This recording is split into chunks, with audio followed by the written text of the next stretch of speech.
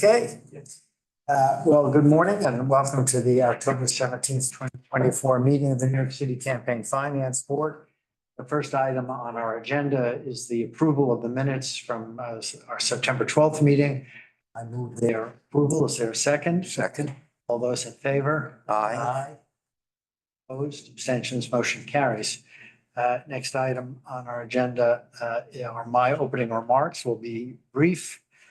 We are now less than 3 weeks away from the November general election. Eligible New Yorkers who aren't yet registered to vote in this election have until October 26th to do so. If you have recently moved, the deadline to change your address for this election is October 21st. There are no enforcement matters before the board of today's meeting. And at this time, I'd like to turn the floor over to our Executive Director, Paul S. Ryan, with his remarks. Thank you, Chair Schaefer. Good morning, everyone. I have exciting news to share. After a lengthy open search with a strong candidate pool, the board and I, in consultation, have promoted Joseph Gallagher to the role of General Counsel. Joe's been a member of the CFB legal team for nearly 8 years. For the past year and a half, he's been serving as interim General Counsel, and prior to that, served as Deputy General Counsel. Joe has demonstrated expertise in all major areas of law that impact the Campaign Finance Board and has proven himself to be an excellent manager of the legal team. I cannot imagine a better fit for the role of General Counsel. Congratulations, Joe. I'm so happy to continue working with you as you head up our legal team. Next, I want to remind all interested parties that in August, the board published a package of proposed rule changes for public comment and held a hearing on the proposed rule changes on September 27th. The deadline for submission of written comments is a week from tomorrow, October 25th.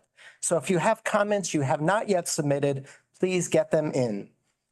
This is the last board meeting before the general election. Chair Schaefer has just mentioned some key dates. I have a few more worth mentioning.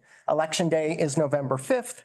Voters should be receiving their voter guide in the mail. Mine was delivered last week, and can also access the voter guide online at nycvotes.org. Voters should remember that there will be 6 proposals on the back of their ballots to amend the state constitution and the city charter. The voter guide has good information to help you decide how to vote on these important questions. And the 2025 city election campaigns are already underway. Last Friday, October 11th, was a disclosure statement filing deadline for the 2025 election cycle.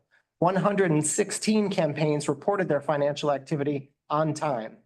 Staff are working right now on the audit and compliance reviews of these disclosure reports, evaluating each participating candidate's public funds threshold status, payment eligibility, and overall compliance. Candidates should expect to receive their statement reviews by November 12th.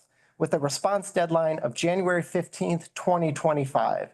Candidates may respond as early as November 22nd to the newly submitted, to have the newly submitted information be considered for the first public funds payment on December 16th. Please note, November 22nd is also the deadline for candidates to meet the public funds payment eligibility requirements for the December payment. All of the requirements can be found on our website in the Candidate Services section under Guidance. That's all I've got this morning. Back to you, Chair Schaefer. Thank you. Next item on our agenda is the announcement of campaigns and compliance.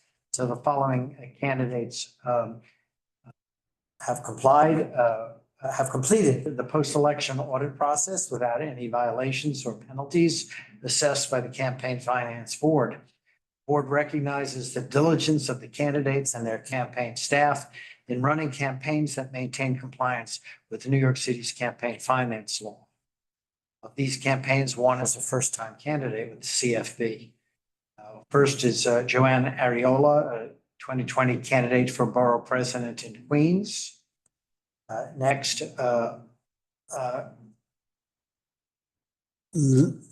Lee, there's a comma, so it must be Gigi Lee, a 2021 candidate for City Council District 1, a first-time candidate.